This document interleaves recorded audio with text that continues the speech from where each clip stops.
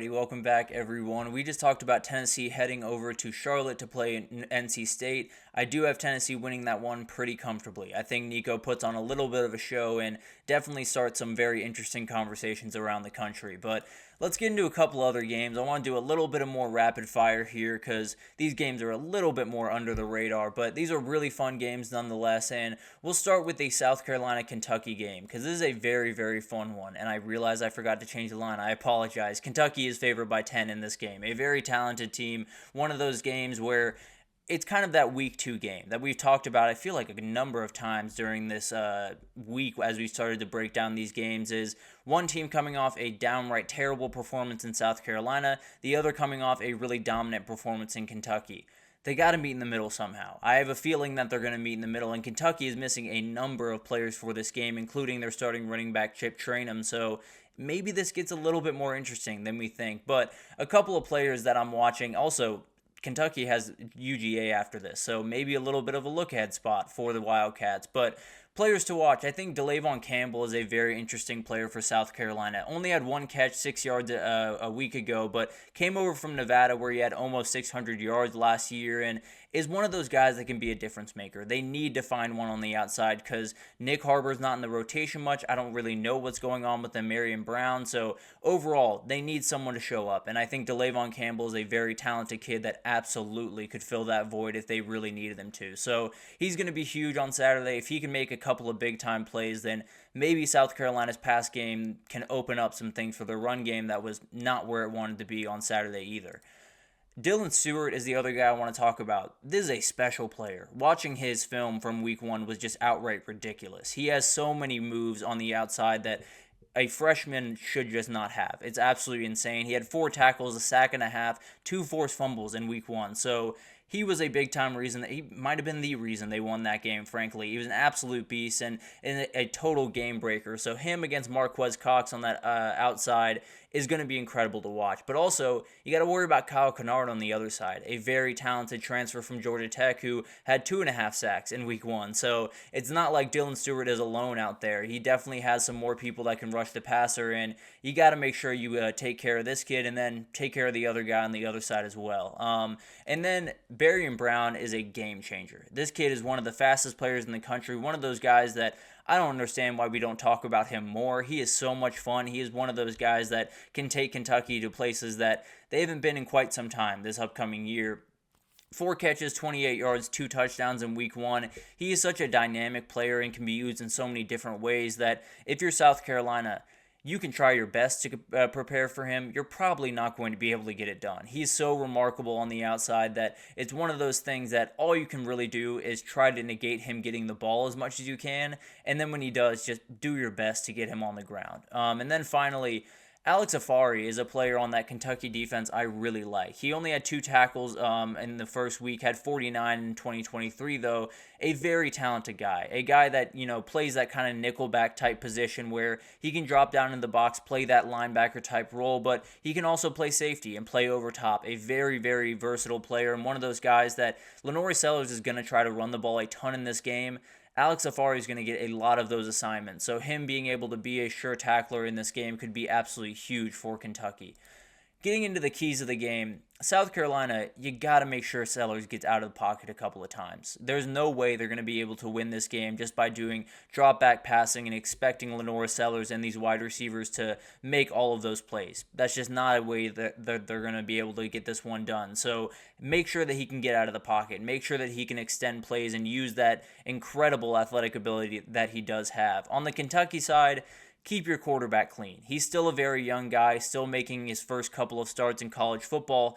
Make sure that he's playing really just clean and making sure that he is upright because, as we talked about just a second ago, Dylan Stewart and Kyle Kennard are very, very talented players. Combined for 4 sacks in week 1, and they could do it again this upcoming weekend if Kentucky's not careful. So Vandegrift is an absolute beast. He can throw the ball all over the field, but he can't do it if he's on his back. So make sure that he is upright, make sure that he is kept clean, and then you might just have a shot and just dominating this game, frankly. But for both of them, chunk plays is the way that they're going to be able to win this game. You know, Kentucky loves to push the ball downfield. I think you'll see even more of that as the season goes on. And then South Carolina's run game has a number of people that can break big-time plays. And then in the pass game, if they incorporate some of these other guys, maybe they can get a little bit more there. But I think that a couple of plays could totally change this game, particularly on the South Carolina side. If you can get one or two big-time 40, 50-yard plays, then everything changes in just a second. But overall,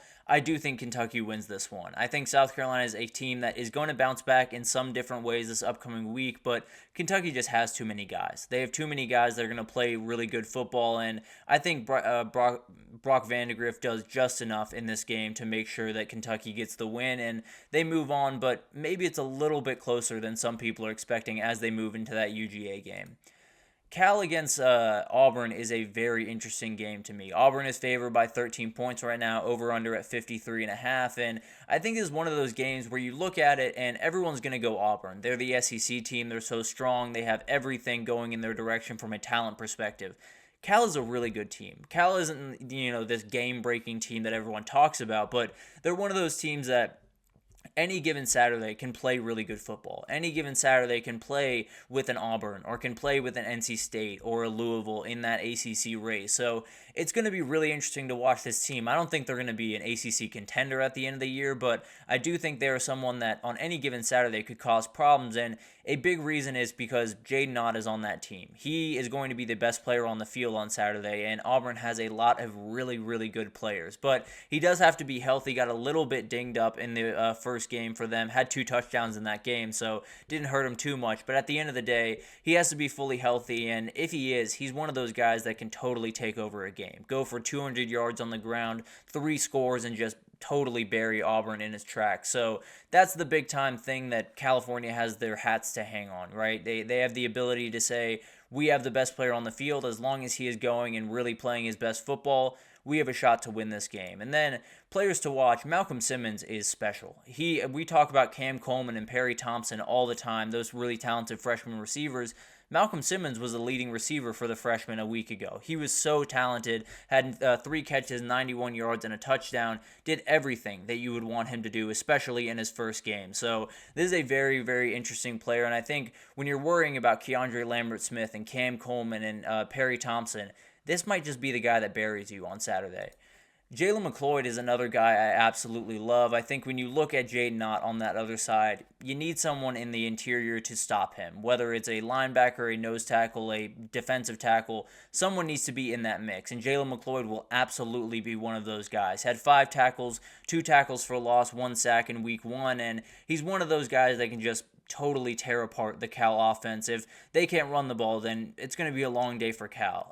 But one way around this really good defensive line is possibly using a quarterback run game in some ways. And I think Chandler Rogers, who was a transfer over from North Texas, might be able to give them that ability. I think this is one of those games where you can't just line them up and expect to beat Auburn. You can't just line them 11 on 11 and say, we're just going to run our game. You got to get a little bit different. You got to get a little bit multiple, and I think having that second quarterback to bring into the fray with Mendoza might just make this a little bit more confusing for Auburn to deal with. And then Teddy Buchanan is another very talented player, a guy that transferred in to Cal and had 9 tackles, half a tackle for loss in week 1. This is one of those guys that Jarquez Hunter is likely going to be the way that Auburn tries to win this game. They passed the ball all over the yard in week 1, and obviously that's a way that they're going to go about business, but Auburn's walking into this game feeling like they can impose their will a little bit. They need a linebacker on that other side that can possibly stop Jarquez Hunter and make this a little bit harder for that Auburn defense, and I frankly think Buchanan might be the only guy that can really do that. Keys to the game, Auburn, get explosive plays. You know who you are. You know what you have on the outside. Pushing the ball downfield is going to be the way you want to go about business. For Cal, keep Auburn off balance. I talked about the quarterback run game. I think that's going to play a part. Use Jaden Ott when you need him. Possibly push the ball downfield if you can at times. Just utilize everything in your playbook in this game to make sure that Auburn just is very confused throughout it. And then both of them win the line of scrimmage. Whoever does this is likely going to win this game because both teams, I think, are going to likely try to run the ball as much as they possibly can. Both very, very talented running backs on both sides with Jaden Ott and Jarquez Hunter, so I expect that to be a big-time part of the game, and whoever wins that battle is likely taking home this one, and I think it's going to be Auburn. I think Auburn is really rolling right now. I think they have too many weapons on the outside. I think Cal's offense is one of those that is very much feast or famine. If you stop that run game and they have to pass the ball all over the yard, it's going to be a long day for them. So I'm going to take Auburn to win, go to 2-0, and continue rolling into that SEC schedule. Kansas at Illinois is the last one I wanted to talk about. Kansas is a 5.5-point favorite, 55.5 over-under, and this is a really fun one. Jalen Daniels is obviously the most electric guy on the field, but Luke Altmaier is coming off maybe his best game of his career in Week 1. Played really, really well, had, I believe, as many touchdowns as incompletions, so did exactly what you want him to do. But I think both the back ends for these teams are not necessarily great. I don't necessarily think they're bad. I think Kansas has some really, really good players in Mello Dotson and Kobe Bryant on that back end, but I do think Illinois struggles back there. So maybe that's the difference maker here. Maybe Kansas can make some plays on the back end that Illinois can't, or maybe vice versa. Maybe Illinois can make some plays and Kansas back end struggles a little bit in this one. But players to watch in this one, Pat Bryant just has to attack this back end. This is the best wide receiver for Illinois. Had 5 catches, 63 yards, 2 touchdowns in Week 1, and he's going to be the biggest downfield threat. He's going to be the guy that you have to be able to stretch out this defense, because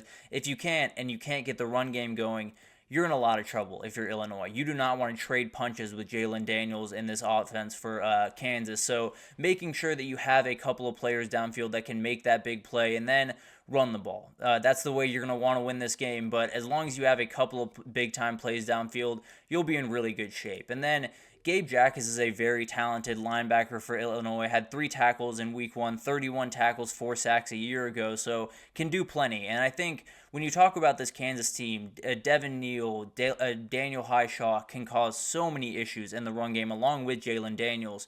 You have to make sure you keep them at bay. And that can be edge rushing, that can be linebackers, that can be defensive line. It's usually a mixture of all three, no doubt about it. But I think this could be a guy that really has that big-time effect and maybe takes away that read option where the quarterback pulls the ball and maybe makes this offense just a little bit easier to kind of corral for Illinois.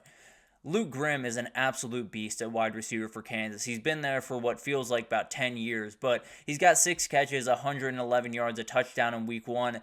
He's such a tough cover. Very long, athletic receiver. One of those guys that can make every single play that you want him to make on the football field. And it's likely going to be the transfer from Texas, Terrence Brooks, getting a lot of that assignment. I believe they have faced off before a couple of years ago when they played in Texas against Kansas. But it's going to be really interesting to see this matchup, because if Luke Grimm wins that matchup, then Illinois is in a lot of trouble. I can just put it that way. Very talented player that can totally take over this game. And then Mello Dotson on the other side for Kansas, a very talented cornerback, 5 tackles, a pick 6 a week ago. So this is one of those guys that Illinois wants to play balanced football. There's no two ways about that. They want to make sure that they can run the ball and then possibly get those big plays over top. If Mello Dotson can make that one big play when they try to make that, shot play over the top of the defense, Illinois is going to be in a lot of trouble and going to be in a position where they have essentially nothing going on offense. The run game isn't quite where you want it to be, and then you throw over top and Mello Dotson's just waiting there to pick you off. So it would not be ideal for them, but definitely a player that can change this game in an instant.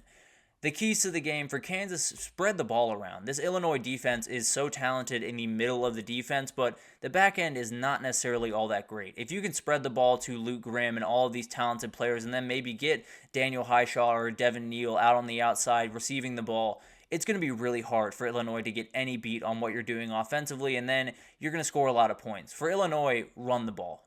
Just run the ball the entire day. Caden Fagan is a very talented player, but you have to make sure that he gets the ball as much as you can. Make sure that you dominate the inside and are able to run the ball, slow this game down, keep that offense on the sideline for Kansas, because this would likely be the way that you could attack Kansas. That interior defensive line is not necessarily quite as strong as they would want it to be, so maybe Illinois can just lean on them. And then for both of them, just make that one defensive play. These are two very much offensively inclined teams, and if you can make that one big-time play, if you're Kansas or if you're Illinois, you might just be able to get a win on Saturday. And then I'm going to pick Kansas. I think this is going to be a really fun game. I think it could come down to the wire, maybe a late kick to win this one, but I think it's going to be two very different styles. I think Kansas might just fly down the field. I think Illinois might just methodically plot down the field, but we're going to see some points and we're going to see a very, very fun game, but I do have the Jayhawks taking that one home and continuing on into Big 12 play with a lot of confidence. But a ton of really fun games.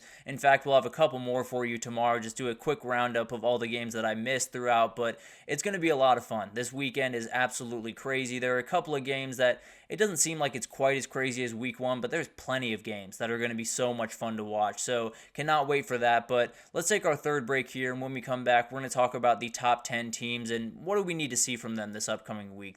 A couple of them had some very bad performances in week one, and we have to figure out what went wrong and how they can kind of fix it this upcoming week. So stick with us, and we'll be right back with that.